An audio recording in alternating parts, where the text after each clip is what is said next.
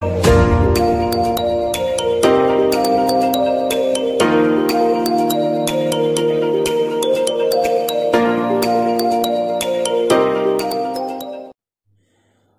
selamat malam teman-teman semuanya. Kebetulan udah lumayan lama nih aku nggak bikin video ya. Jadi kali ini aku bikin video dan sekarang aku lagi liburan, makanya agak males mau bikin video. Tapi karena banyak pertanyaan yang masuk tentang ini, makanya aku pengen jawab ya. Dan mudah-mudahan bermanfaat buat kalian. Aku dapat banyak sekali pertanyaan, baik itu di DM Instagram maupun di komen YouTube yang nanya tentang gini, bisa nggak kerja di Maldives tapi saya tidak bisa berbahasa Inggris? Kalau pertanyaannya seperti itu, bisa atau tidak, maka jawabannya adalah bisa. Nah, tapi sebelum kita masuk ke pembahasan bisa atau tidak bisanya itu tadi, sekarang kita bicara dulu tentang Maldivnya ya, jadi supaya kalian dapat gambaran. Nah, Maldives itu adalah salah satu negara bekas jajahan Inggris. Jadi sama dengan Malaysia, sama dengan Singapura, sama dengan India. Jadi kalau kalian belajar sejarah, biasanya negara-negara bekas jajahan Inggris, biasanya bahkan ketika mereka sudah merdeka, itu bahasa Inggris masih akan terus dipakai oleh mereka, termasuk di Maldives. Jadi meskipun mereka sudah merdeka dari Inggris, tapi bahasa Inggris itu masih dipakai sampai dengan sekarang. Dan tingkat penggunaan bahasa Inggris di Maldives itu amat sangat tinggi, itu bisa lebih dari 90%. Jadi boleh dibilang hampir semua masyarakat Maldives itu bisa berbahasa Inggris. Mungkin yang tidak bisa itu yang sudah tua-tua sekali, mungkin dia tidak bisa berbahasa Inggris. Dan bahasa Inggris itu juga digunakan sebagai bahasa resminya mereka. Meskipun mereka memiliki bahasa lokal, namanya bahasa Divehi, tapi bahasa Inggris itu adalah salah satu bahasa yang digunakan untuk komunikasi formal. Jadi, seperti di sekolah, itu mereka pakai bahasa Inggris mulai dari TK, SD, SMP, SMA, kuliah. Jadi mereka pakai bahasa Inggris dan di event-event nasional mereka gunakan bahasa Inggris. Bahkan ketika kamu ke pasar, ke supermarket, ke kantor pemerintahan, atau ke bank, itu bahasa yang digunakan adalah bahasa Inggris. Jadi kalian udah bisa dapat gambaran ya. Bahkan anak-anak kecil aja mereka pintar bahasa Inggris di sana karena setiap harinya mereka berbicara berbahasa Inggris. Lalu balik lagi ke pertanyaan tadi, apakah bisa saya bekerja ke Maldives tapi saya tidak bisa berbahasa Inggris? Jawabannya tadi saya sudah kasih tahu ya. Jawabannya adalah bisa. Oke. Kok bisa gitu? Kok bisa? Pasti pertanyaannya seperti itu ya. Nah, jadi ini berdasarkan yang saya lihat, yang saya analisa, dan yang saya amati selama kurang lebih saya 3 tahun tinggal di Maldives. Nah, jika kamu tidak bisa berbahasa Inggris, ada 2 kemungkinan kamu bisa bekerja di sini. Nah, ini berdasarkan yang aku amati ya, dan berdasarkan yang aku lihat di sekitar selama kurang lebih 3 tahun aku tinggal di Maldives. Nah, kategori pertama apa? Kategori pertama adalah kategori orang-orang yang memiliki skill yang khusus.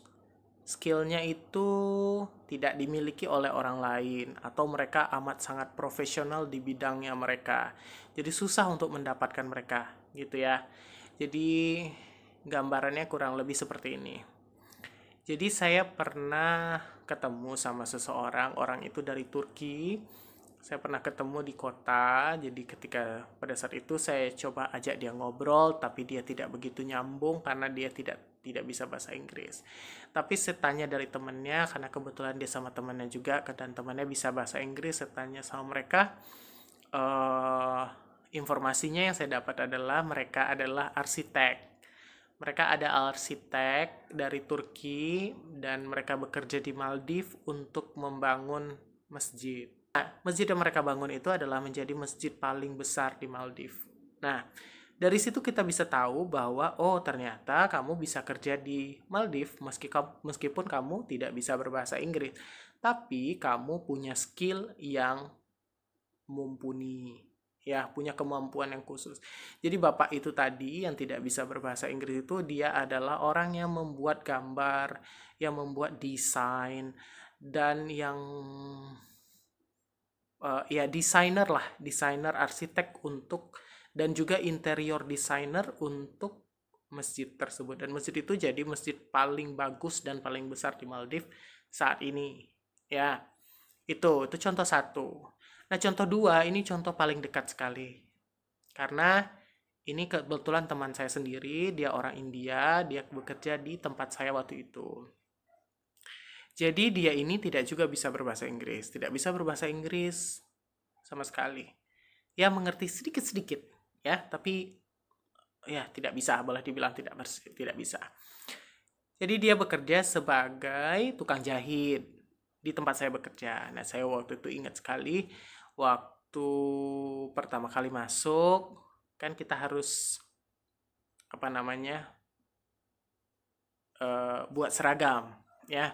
Buat seragam, jadi saya datang ke tukang jahit itu, jadi kerjaannya itu dia bikin seragam untuk staff, terus dia bikin spray, dia bikin spray-spray untuk di kamar ya. Habis itu dia bikin hordeng apa gordeng, tirai gitu, semacam itulah. Pokoknya hal-hal yang berhubungan dengan jahitan. Jadi saya datang ke sana, dia nggak ngomong apa-apa karena dia nggak ngerti juga. Jadi saya bilang pokoknya saya staff baru, saya bikin seragam gitu. Dia ngerti lah kalau cuman itu dia ngerti. Eh, Lalu dia ukur semua ukuran baju, ukuran apa celana dan segala macam. Ya udah akhirnya itu 3 hari kemudian saya datang lagi ke tempat itu. Udah seragam saya udah jadi gitu. Jadi intinya kalian punya skill yang khusus. Contohnya begini ya. Jadi kalian nggak, misalnya kalian lama jadi tukang jahit, nggak apa-apa kalian nggak bisa bahasa Inggris, tapi yang penting kalian bisa jahit. Bener nggak? Yang penting kalian profesional bisa jahit atau bagus banget di bidang jahit. Dan teman saya tadi yang saya bilang orang India itu, dan jahitannya bagus, bagus sekali. Dia memang sangat bertalenta untuk di bidang membuat pakaian, bertalenta kan. Jadi apa gunanya kamu bisa bahasa Inggris tapi kalau kamu nggak berarti tukang jahit, kamu bisa jahit tapi cuma bisa jahit sedikit-sedikit. Bahasa Inggrismu bagus, yang nggak diterima juga karena mereka carinya yang tukang jahit yang udah pintar, udah berpengalaman gitu. Gitu ya. Itu yang pertama adalah golongan yang memiliki skill. Oke. Jadi kalian bisa lihat ke diri kalian. Kira-kira nanti kalian akan masuk ke kategori yang mana gitu ya. Nah, kategori yang kedua adalah pekerja kasar yang tidak memiliki skill sama sekali. Kenapa ya tidak memiliki skill sama sekali juga bisa kerja di sana? Iya bisa, tapi pekerjaannya pekerja kasar. Nah, saya kan sering ke kota, kadang-kadang suka belanja ke supermarket atau ke toko sembako gitu ya, sama kayak di Indonesia toko sembakonya.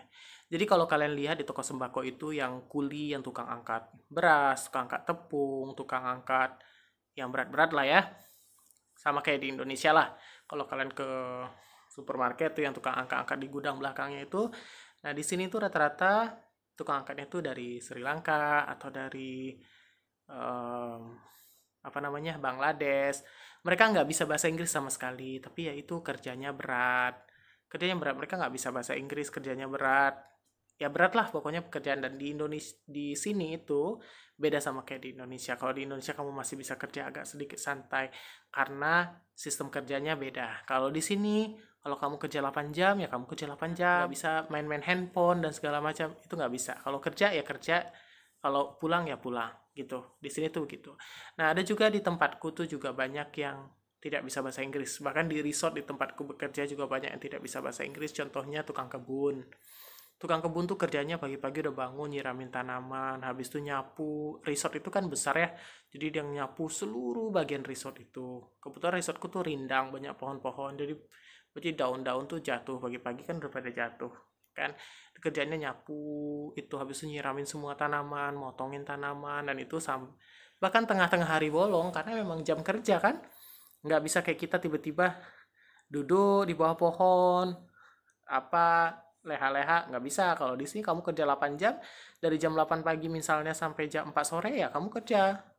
Nggak, paling istirahatnya makan. Mau dia hujan, even bahkan hujan sekalipun mereka itu tidak stop. Mereka tetap lanjut kerja.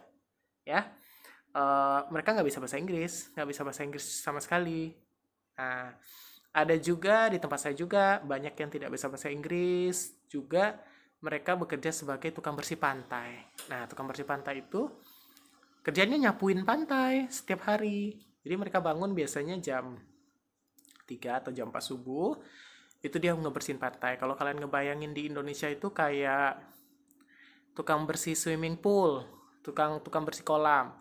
Jadi dia pakai seroan itu, dia jam 3 jam 4 subuh itu dia udah bangun, dia bersihin seluruh pantai. Jadi dia pastikan plastik itu hilang. Dia pakai senter di kening ini kan. Jadi bisa, karena malam kan, dia bersihin pantai itu, jadi disero semua pantai, jadi pastikan plastik-plastik itu udah nggak ada plastik. Jadi ketika tamu bangun, tamu kan kamarnya di depan pantai. Ketika mereka bangun, mereka buka pintu, pantai udah bersih, nggak ada plastik. Padahal tadi malamnya plastik banyak banget. Itu, paham ya? Dan itu siangnya juga mereka kerja. Biasanya mereka lanjut ke kebun, jadi atau dia jadi tukang panjat kelapa. Biasanya kelapa di Maldives itu tingginya tinggi banget. Jadi gitu. Ya. Nah, sekarang kalian tinggal pilih. Kira-kira kalian termasuk kategori yang mana? Kategori yang berskill tadi atau yang tidak berskill. Jadi bisa nggak kalian kerja di luar negeri dengan tidak memiliki kemampuan berbahasa Inggris? Jawabannya bisa, ya.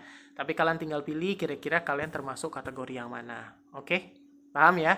Mudah-mudahan penjelasan aku kali ini menjawab pertanyaan kalian dan rasa penasaran kalian tentang bekerja di luar negeri. Dan satu hal yang harus aku tekankan sama kalian, bekerja di luar negeri itu tidak semudah yang kalian bayangkan. Oke, mungkin kalian melihatnya dari sisi uangnya gede aja, tapi it's not as easy as that gitu ya. Pertama aja kalian udah jauh dari keluarga, makanan juga nggak cocok mungkin, terus juga kalian bekerja dengan orang-orang dari berbagai negara yang punya karakter yang berbeda-beda dan waktu yang lebih ketat. Jadi di sini tuh nggak bisa berleha-leha. Kalau kamu kerja segitu ya kamu kerja segitu. Seperti yang saya bilang tukang kebun itu, terik, panas, hujan-hujan pun mereka nggak berhenti karena memang harus terus lanjut. Paham ya? Gitu. Kadang-kadang mereka kerja dalam hujan, ada yang pakai jas hujan ya, lanjut nyangkul tetap gitu. Itu ya. Oke, mudah-mudahan ini membantu memberikan informasi buat kalian. Jadi jika kalian merasa video ini memberikan informasi yang baik buat kalian, jadi saya mohon dibantu untuk di like. Kalau mau bertanya silahkan tanya di kolom komentar dan jangan lupa di subscribe. Oke, terima kasih. Bye.